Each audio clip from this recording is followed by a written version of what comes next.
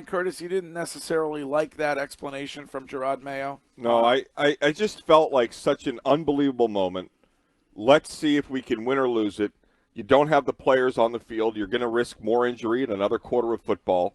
And to me, I know they were out of timeouts, right? So they had called 2 timeouts on the drive of the Titans, so they didn't have a time to sort of diagram something, and it was kind of flying by the seat of their pants, so it's not like they were first and goal at the 1, and they knew they were going to inevitably score, so they had a period of time where they could think up a couple, what their best 2-point play was given the matchup. But it's just, I don't think there's a soul in our listening audience that would be ripping Mayo if they went for 2 and lost. I'm sure there would be. To me, it was just a confusing answer by him because he has been so forthcoming, a bit too forthcoming when answering questions. So to say that's a great question, I understand it, but I'm not going to get into that right now. It's like, well, the game just ended. This is when you're going to get into it. Of course, you're going to be asked about this, and just be honest with what happened there. Right, but he's coaching real football. We're sitting here wanting him to coach Madden football. Yes. But Wiggy, Dan Campbell, if that's the that's Lions, Dan Campbell's style. But Wiggy, there's a bunch of coaches that in that situation, knowing if they score, they would go for 2. Let me ask this question: would the majority of the coaches in that situation say, let's kick the extra point, let's see if we go to overtime, let's see if we can win the coin toss, we have a chance to win it there, put ourselves in a better position? That's a safe way. I think that's the majority of coaches. See, I disagree. I think more than 50% of the coaches would just go for 2 and win the game. So then why haven't we seen that before? Why don't we have see seen it? We saw it multiple times last year. Why don't we see it more often than if it's 50% of the time? You see plenty of games like that where it's not a common ending that you score with no time on the clock to tie a game. No, but you have scored with, let's call it 30 seconds left in a game or something like that. You could go for 2 to win the game versus kicking the extra point. But 30 seconds is even different because if you kick it out of bounds and they get the ball at the 30 and they have a couple plays to get into field goal range anyway, so it's not a guaranteed win. No. But I'm saying that is we've seen games where a lot of teams are playing for the overtime where it comes to that point, whether it's a 30 seconds on the clock, 15 seconds on, whatever it is. My point is if that's something that when you get to an overtime potential situation, we would see more teams going for 2 to try to win football games. I think you have to look at the situation that the teams are in. That's true. I think a win or a loss here doesn't really matter much to the New England Patriots. So that's why when you said it this morning, start of the show, Curtis, I agree with you. Like, why not go for it? Like, as I said earlier, big analytics guy here. Huge. I think the odds are better that you get that 2-point conversion than you go and win in overtime. I think the odds are more in your favor on that. And Courtney's point about what he said after the game, I have a concern that it's not up to him. Right. Yeah. That is really which is such a backwards way to build. Yeah, but there's no way. Then who would be saying? I don't know. It's just that answer to me. I felt the same exact way because he wants to get on the same page with whoever's idea or whoever's call it was to make sure everybody's giving the same narrative. So there's a red phone up in the booth. No, I think that Van Pelt is the head coach of the offense. Yeah, but I get that. But if Mayo wanted to go for 2, I think Mayo would have the right to say, all right, we'll go ask for 2. him. Well, we'll ask him, and we'll also say, maybe. You think he's going to say, "Oh no, it's up to Van Pelt"? Of course not. But but the issue with what we're discussing is the absence of a timeout. Yep. The way in which Drake May had been running around in that backfield, finally finding Stevenson for the touchdown.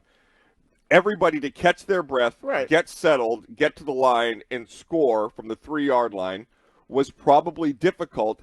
And my guess is Van Pelt said to Gerard, if it is a back and forth, I think we're gassed. Let's get to overtime. Do you have an issue with him running through his timeouts there, or I actually liked it. I find that there's a lot of guys just a different, much different game. But in the AFC Championship in Kansas City, when the Patriots were going down in overtime to score and win the game, I felt like Andy Reid could have called a couple timeouts to try and reset his defense a little bit. Yeah. So I like what Mayo did. I thought the Titans coach was totally gutless. 4th and 2, kicking a field goal when a touchdown wins the game. I was like, does nobody want to win this thing? I was shocked. All right, this is Coach, if he's still there, Shime. Is Coach? Hey, Coach. Good morning. Yes, I'm still here. What's up? Good morning. Obviously, I love the show. What you're talking about now is a more sexy question. I want to say that up front, whether to go for the win or overtime. But I'm begging you, I really am. I'm begging you to ask him the mindset in the first half. At the end of the half, with 2 minutes and 3 timeouts, you throw the ball to the left sideline twice to Bourne for nice gains. By the way, I couldn't even believe they were passing. I thought they would take a knee. Anyway, you get out of the shadow of your own goalpost. You're out on about your 40. The second pass to Bourne was only 9 yards, so you have 2nd and 1. I understand running up the middle and trying to make the first down. You don't make it, and then you literally watch the clock tick over 1 minute and 10 seconds, and you eventually run the ball without a timeout, still have 3 in the bank, and get stuffed again and punt. I don't understand. You start out aggressive in your own end, throwing, and then you turtle up and let the clock run out. I just need you to ask him what the thinking is there. Okay, we will. Yeah, on 2nd and 1, I take a shot in that situation. I take a shot, and then on 3rd and 1, I run the football, or maybe I have a quick pass or play action. I use Drake May's legs to kind of give us a run pass option, and I'm trying to score. At that point, it really didn't seem like they were trying to score because they went, Coach is right, it was 2nd and 1, they went run, and then it's like, what was that all about? When you can obviously go after some points. That's been an issue all season, and Belichick has rightfully called it out with McAfee. The end of the half has been bizarre. We noted it last week against the Jets. It's just I just don't think Alex Van Pelt has a position that he should have. And Gerard Mayo, when McVay went to the Rams and he was a young, offensive-minded coach who was there a little early, they had Wade Phillips, a brilliant defensive coach that took over the defense, took it off his plate, and he handled it and created a great defensive scheme. The Patriots with Gerard Mayo, a defensive coach, a defensive player, with Alex Van Pelt and a rookie quarterback, just feels like a bad mix. Yeah, I think that if they were going to look back, and hindsight being 2020, that they should have and would have liked to add some sort of veteran, advisory, somebody on the staff who had some years. I thought that was McAdoo. McAdoo. I thought that was Ben McAdoo's role. Is he still around? He's basically here for the mustache. I mean, it is an amazing thing. Yeah. But he's here because he's cheap. I mean, if we're going to be honest. Well, I think there's a good question to ask Mayo. In that situation, 2nd and 1, are you saying to him, hey, let's take a shot here, or are you completely stepping away and allow him the ability? He doesn't seem like he is, though. I mean, but we wouldn't know, like on the headset, if he said, "Hey, let's take a shot at 2nd and 1 here. Let's try to get out of this half with some points." This is Tom from Hull. Hey, Tom. Good morning. Hey guys, how you doing? 2 and 6, you absolutely 100% go for 2 in the win, especially after that play Drake made. Remember, our offense was running around. The defense was running around, too, so both groups are gassed. Who's going to suck up and either make the stop or win the game? I think that Pats, they weren't ready for it. Unless I learned to help my coach Mayo, because 1,000% they should have went for 2% for 2 points. There's no doubt about it. And hopefully he learns from this. And like I said, if it's 6 and 2, all day you go to overtime.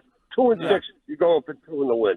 Yeah, that I agree with Curtis. I think I'm just giving the other side on why they maybe. But Scheim is pointing out that a guy, you're pointing out a difference. And again, Gerard Mayo's a rookie. It's his first season as a head coach, so you make an allowance there. But he's talking about the mentality of a guy like Dan Campbell versus a guy maybe like Gerard Mayo. Right, but Dan Campbell's always been aggressive, right? That's his way of coaching. But don't you want that?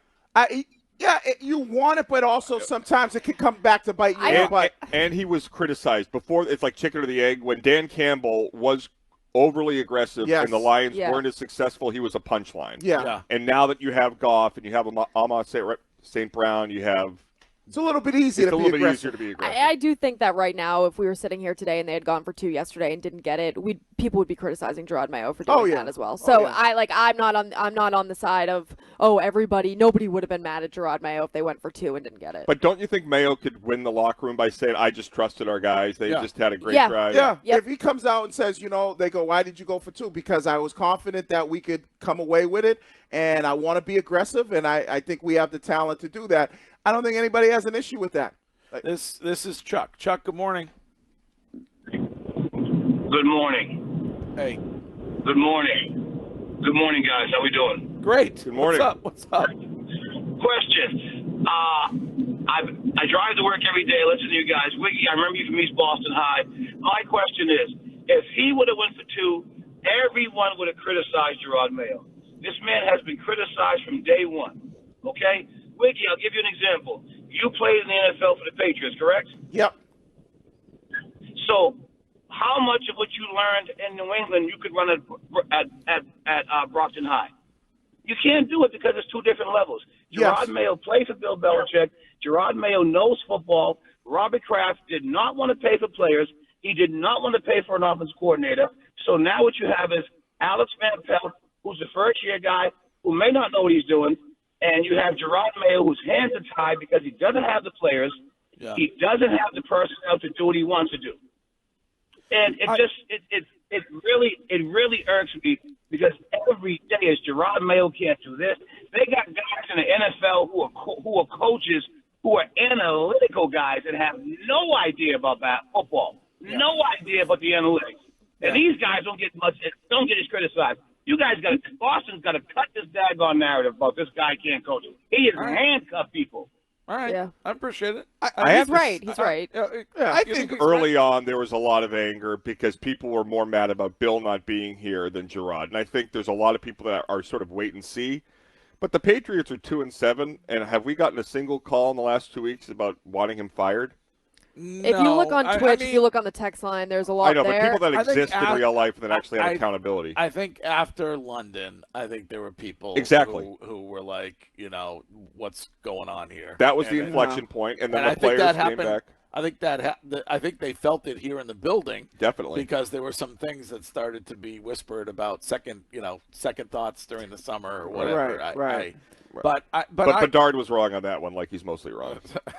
But the caller's right. Through the whole year, or since up until this point, 80% of the narrative is that Mayo's inexperienced, Mayo can't do this, Mayo can't do that. Like, that's been 80% of the narrative. And granted, let's understand that I get the Jacksonville game and the soft comment, but it's been prior to that, it was Mayo doesn't have enough experience. Like, that's anything anybody says is like, oh, he doesn't have enough experience. He doesn't have, and then my thing is like, well, every first-year coach that's hired doesn't have experience as being a head coach. Right. So, like, where is this whole, like, unless you're somebody who's coached in the NFL before, when you're a first-year head coach, guess what? You don't have experience, whether you were an offensive coordinator somewhere or not, because you didn't run a team.